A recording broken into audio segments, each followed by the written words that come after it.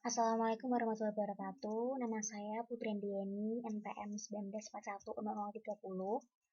Di sini saya akan melakukan analisis kesalahan bahasa Indonesia dalam sebuah paragraf.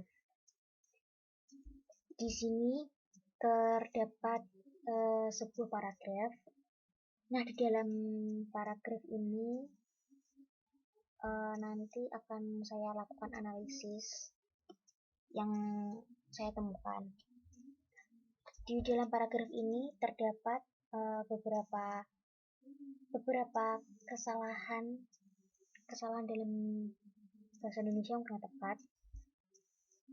Yang pertama, kalimat pertama yaitu bahasa yang dianggap sebagai bahasa paling tua di Indonesia, yakni bahasa Indonesia yang dikenal sebagai bahasa pemersatu sejak tahun 1928. Nah, di sini ada kesalahan. Yang pertama, ini ada kata Indonesia. Ini ada kata Indonesia. Nah, kata Indonesia ini saya kurang tepat karena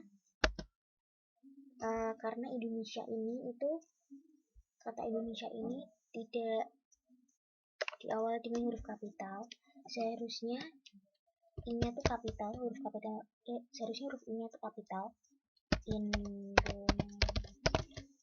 Nah, seharusnya itu huruf I-nya itu kapital karena nama negara itu harus diawali dengan huruf kapital.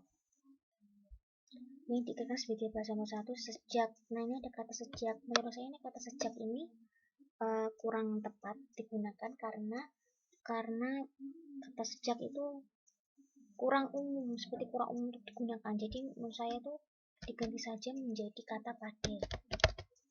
Nah, misalnya diganti menjadi kata pada. Jadi yang dikatakan sebagai bahasa pemersatu pada tahun 1928. Kemudian diatur dalam Undang-Undang Dasar Negara Kesatuan Republik Indonesia tahun. Nah, ini ada kata tahun.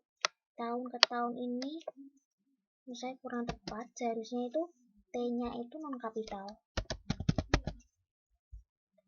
Bukan T kapital tapi T-nya menjadi non. Tahun 1945 karena Indonesia memiliki beraneka budaya yang masing-masing memiliki bahasa ibu. Meskipun bahasa Indonesia sudah tepat karena ini sudah kapital. Namun saya ini kata itu tidak usah dipakai saja karena terlalu banyak memakan kata menurut saya.